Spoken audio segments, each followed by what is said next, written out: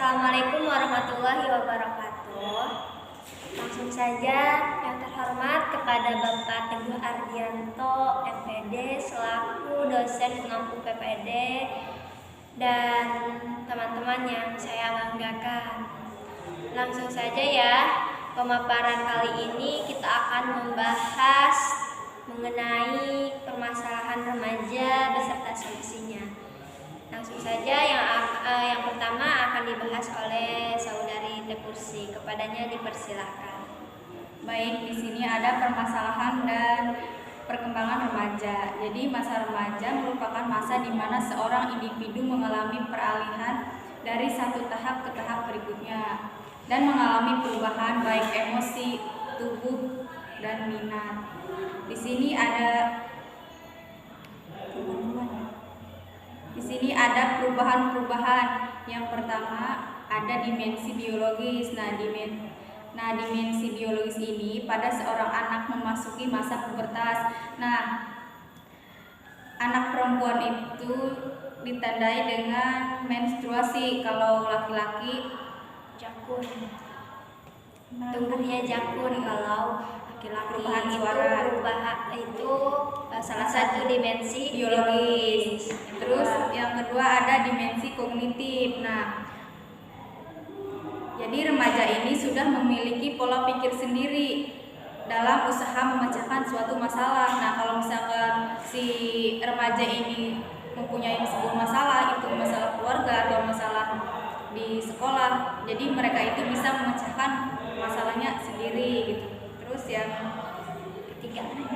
yang ketiga ada dimensi moral. Dimensi moral ini ditanamkan oleh orang tua atau pendidik sejak masa kanak-kanak.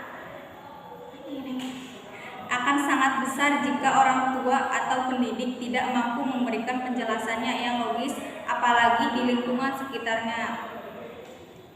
Jadi dimensi moral ini seharusnya kita sebagai misalnya calon orang tua harus mendidik moral anak sejak dini gitu, biar nantinya ketika sudah dewasa dia bisa membedakan antara yang baik maupun yang benar, ataupun tidak terlalu terjerumus ke pergaulan bebas, begitu teman-teman, karena sudah diajarkan sejak dini oleh orang tuanya.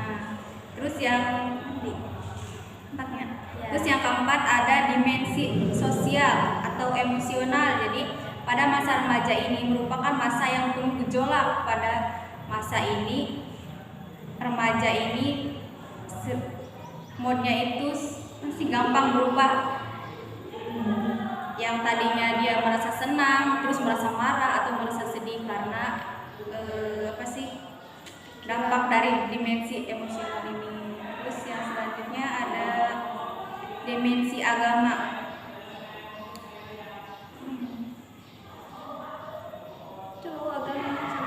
Dimensi agama itu sama halnya dengan moral. Jadi sebagai orang tua kita harus mendidik anak atau mempelajari anak sejak dini, mempelajari tentang agama, mulai dari sholat, puasa gitu kan, dan lain-lain, itu secara umum, belum lagi secara spesifiknya atau secara khususnya. Dilanjut. Di sini ada permasalahan remaja dan akibatnya. Yang pertama itu ada rendahnya keimanan remaja terhadap Allah. Jadi si remaja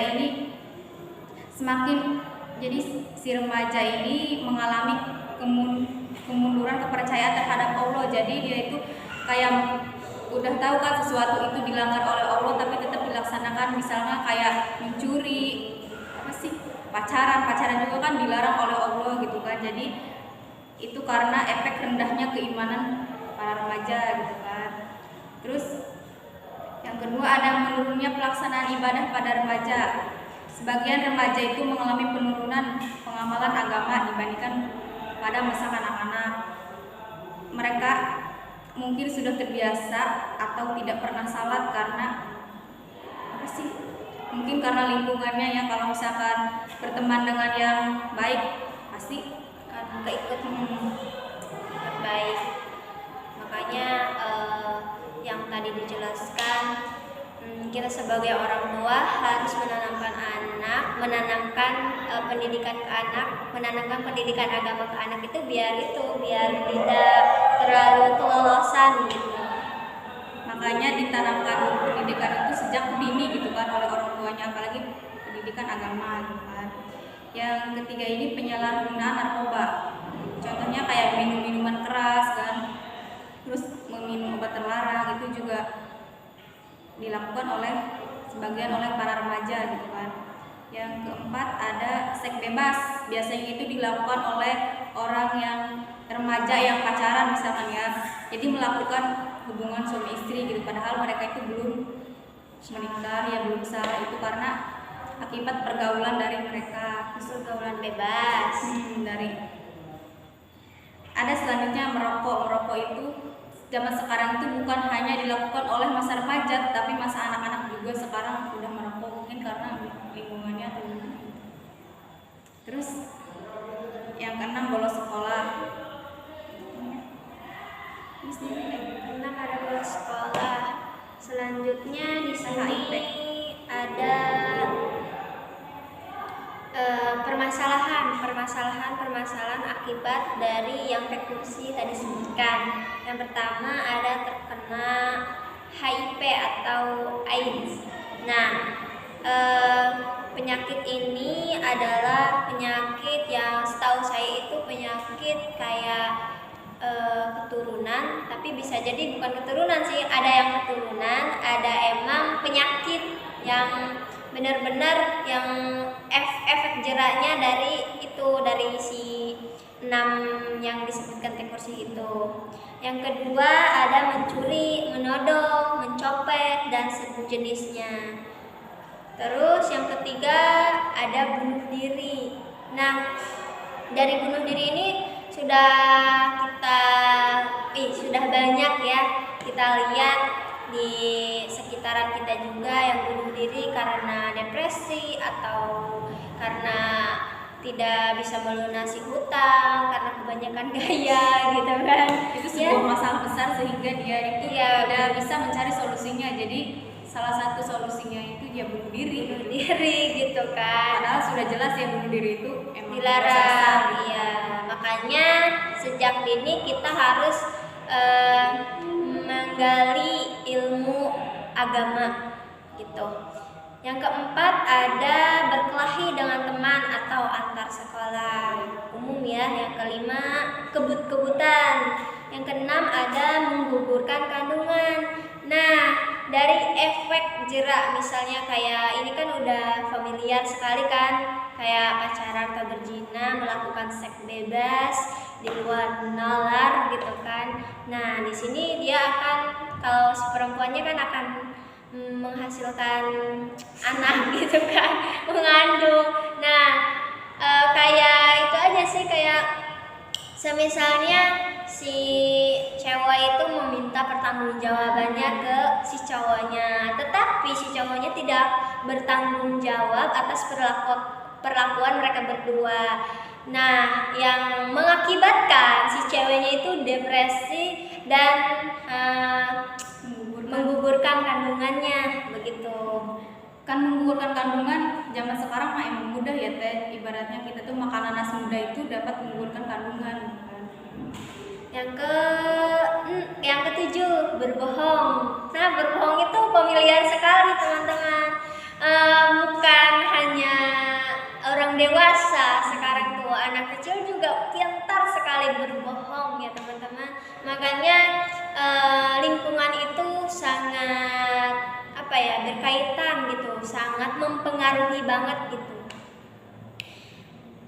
Nah, di sini ada solusinya ya teman-teman. Nah, solusinya itu yang pertama, kita membekali remaja dengan keimanan. Maksudnya dengan membekali keimanan remaja.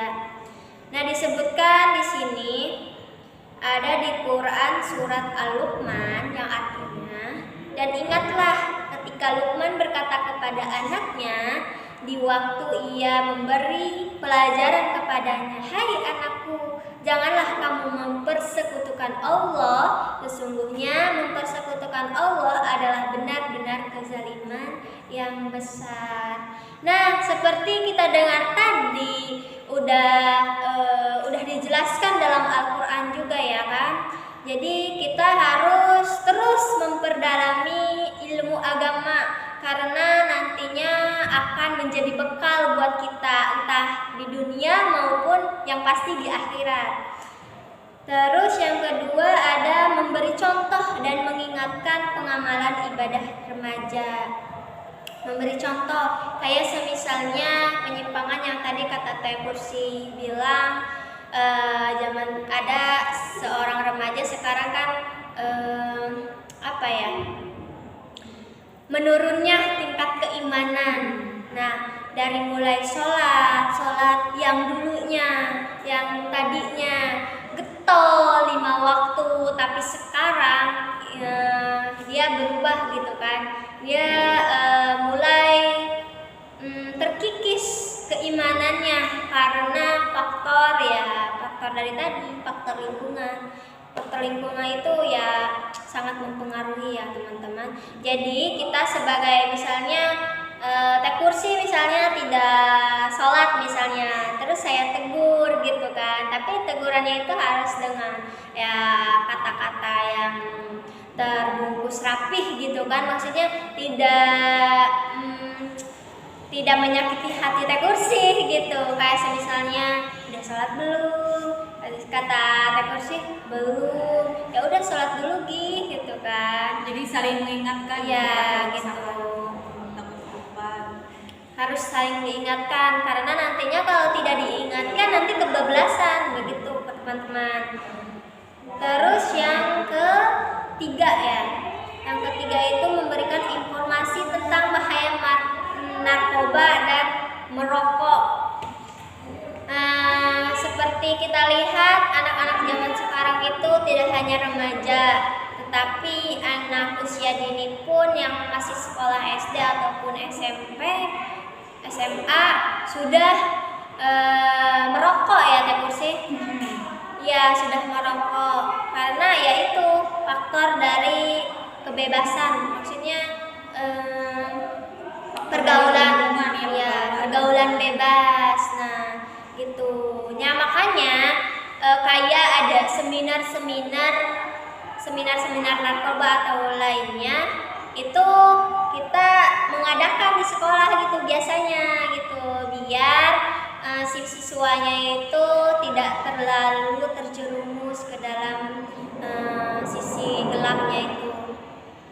Yang keempat ada memberikan informasi tentang pengaturan perilaku seksual dalam Islam. Yang kelima ada membiasakan anak bersikap terbuka kepada orang tua. Nah ini pun menjadi faktor ya kan. Kita sebagai orang tua tidak hanya ingin dimengerti oleh anak, tetapi orang tua pun harus mengerti tentang keadaan anak ini gitu kan. Begitu. Terus ke-6. Nah ini nih paling mujarab, yaitu mendoakan anak. Kita sebagai orang tua, calon orang tua, misal ya, kita itu ya wajib mendoakan anak. Karena apalagi doa seorang ibu itu mustajab doanya, karena banyak banget gitu kan manfaatnya. Udah cukup sekian dan terima kasih. Kurang dan lebihnya mohon maaf. Itulah yang tadi kami bisa paparkan, mudah-mudahan bermanfaat. Langsung saja saya serahkan ke Pak saya ya moderator lupa. Kurang dan lebihnya mohon maaf. Mungkin itu saja pemaparan dari materi dari kelompok 5. Ya. Yang kami mohon maaf. Wabillahi taufiq wal hidayah. Wassalamualaikum warahmatullahi wabarakatuh.